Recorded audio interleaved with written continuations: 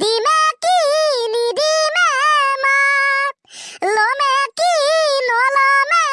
বুকুতে হাবতি কিবা জুই লাগিছে গাত আজয় আজয় ধুমকাটো কেনে মজা লাগছে হে মাক চকলা আমাৰ উৰেকান্তনো পুৰা ফালি দিছে এনে অলপ গাইছো গাইছ নতুন নতুন গান ভাইৰেল হোৱা গান গাবলেতো ভালে লাগে না কমে কি নকমে মনৰে কথাটি দিমে কি নিদিমে মাত গুড মৰ্ণিং গাইজ স্যাৰ গানৰ লগতে মানে গুড মৰ্নিং তো গুছি আহিলে গুড মৰ্নিং স্যাৰ ঠিক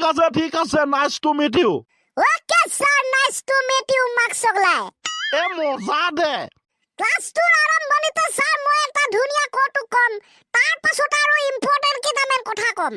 তেনেহ'লেনো কিয় ৰখি থাকিব লাগে কণ্টিনিউ মানে স্যাৰ বহুত দিনৰ আগৰ কথা দে বহুত দিন গলে ইমান নহয় আৰু মানে এদিন এখন এগৰাকী মহিলা এখন অচিনাকি ঠাইত নতুন চহৰত ইন্টাৰভিউ দি এটা চাকৰি পালে তাই ভাবিলে যিহেতু ইন্টাৰভিউটো মই পাছ কৰি দিলো গতিকে মই মোৰ হাজবেণ্ডৰ কথাটো জনাই দিও আৰু এছএমএছ এটা দি দিও তেতিয়া তেখেতো ভাল পাব মোৰো ভাল লাগিব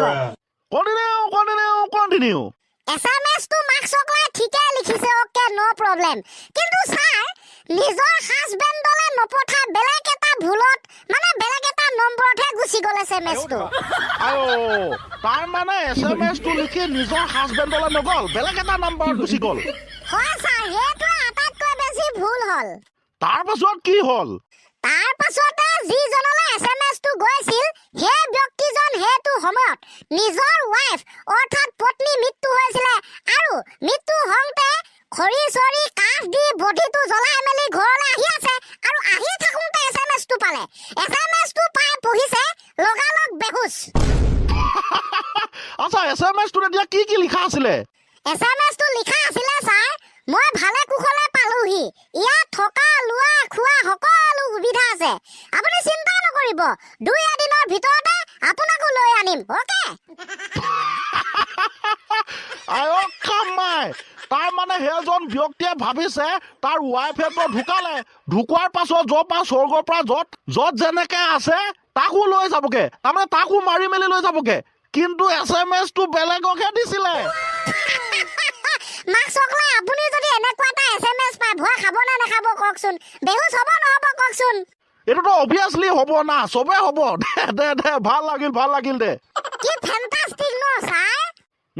মজা ফেন্টাস্টিক ভাল লাগিছে nice to meet you okay sir মাক চকলাই নাইস টু মিট ইউ মানে কেছটো অলপ বেলেগ ধৰণৰ বোলে কৈছে অৰণ্য থাকে সৰু ডাঙৰ গছ জাত এইবাৰ আকৌ ভাইৰেল হৈছে নাগাৰা ডান্স কৰি কৰিশ্মা না তাৰ মানে নতুনকে যে এতিয়া ভাইৰেল হৈছে পে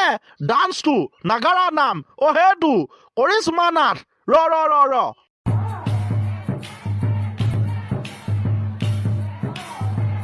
কেনে লাগছে ছাৰ ভাল লাগছে না লগাটোতো ভালে লাগিছে গাইছ আপোনালোকে কমেণ্ট কৰিব দেই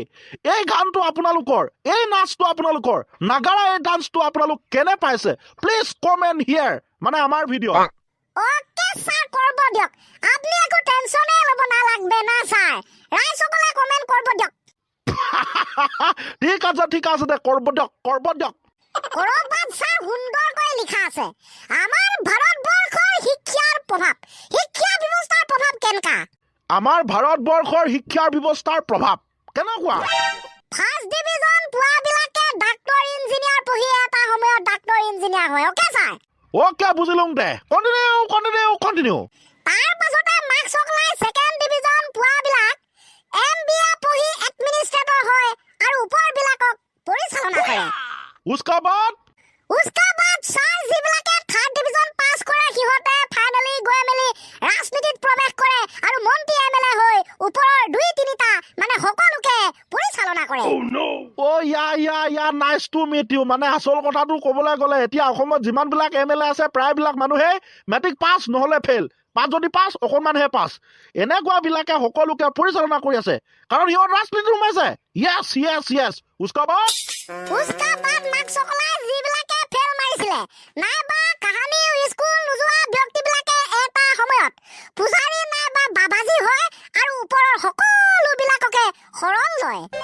বহি বহি নপঢ়া নুশুনাকে টকা পইচা ইহঁতে ঘটি আছে